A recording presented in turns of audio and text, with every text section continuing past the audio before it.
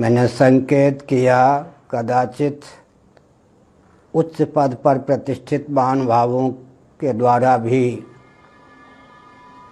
कोई कदम भूल से या परिस्थितिवश गलत उठ जाए तो उनका दायित्व है कि वे उसका संवरण स्वयं कर लें।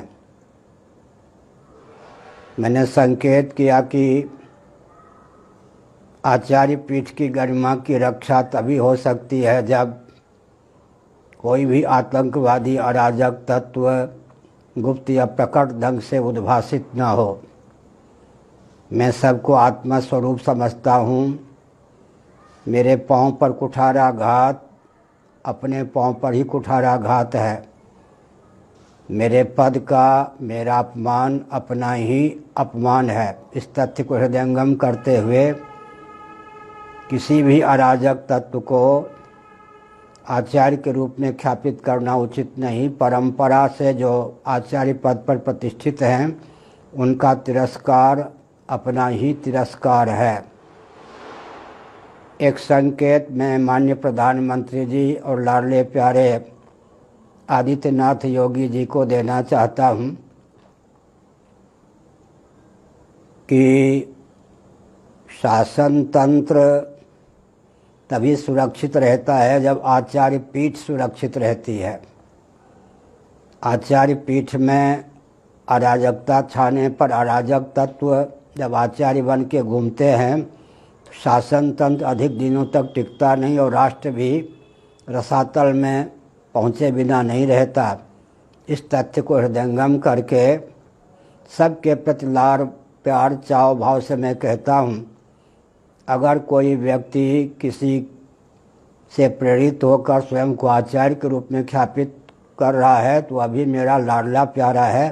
अपनी भूल को स्वीकार करके फिर अपने पूर्व रूप को धारण करे, वैष्णव संत के रूप में घूमे या एक कथावाचक के रूप में घूमे। परम शंकराचार्य के रूप में अब कोई भी घूम ले पूरी पीठ की ओर से या मान्य प्रामाणिक शंकराचार्य के पद पर कोई भी प्रतिष्ठित हो उनकी ओर से मुझे सही नहीं है और मेरी वाणी अपनी वाणी नहीं है। मैं संकेत करना चाहता हूँ, मुझे दुर्बल न माना जाए। एक बहुत उत्तम तथ्य महाभारत में आया है। द्रोणाचार्य से कहा गया कि भीष्म जी से भी कहा गया कि युधिष्ठिर के बल का परिचय दीजिए। सेना का परिचय देने के बाद कहा कि केवल युधिष्ठिर ही सेना के सहित दुर्योधन आदि को नष्ट करने में समर्थ हैं। कदाचित युधिष्ठिर जी शाप दे दें तो दुर्योधन और उनके पक्षधर कोई भी सुरक्षित नहीं रह सकते। लेकिन मैं बहुत धैर्यपूर्वक कहता हूँ, पीठ के साथ खिलवाड़ उचित नहीं, राष्ट्र के साथ खिलवाड़ है। यह मान्य जो भी प्रधानमंत्री मुख्यमंत्री हों, किसी भी पार्टी के कोई हितैषी हों, पूरे भारत में निवास करने वाले, विश्व में निवास करने वाले इस गरिमापूर्ण पद को जो तिरस्कृत करते हैं वे विश्व के लिए कलंक हैं, अपने माता पिता को भी कलंकित करने वाले हैं।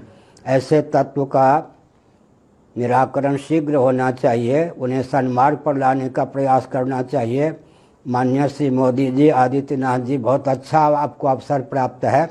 अराजक तत्व का दमन करके आप स्वर्णिम इतिहास प्रस्तुत कर सकते हैं। अन्यथा बहुत से व्यक्ति गद्दी पर आते हैं जाते हैं, इतिहास उनका कलंकित हो जाता है।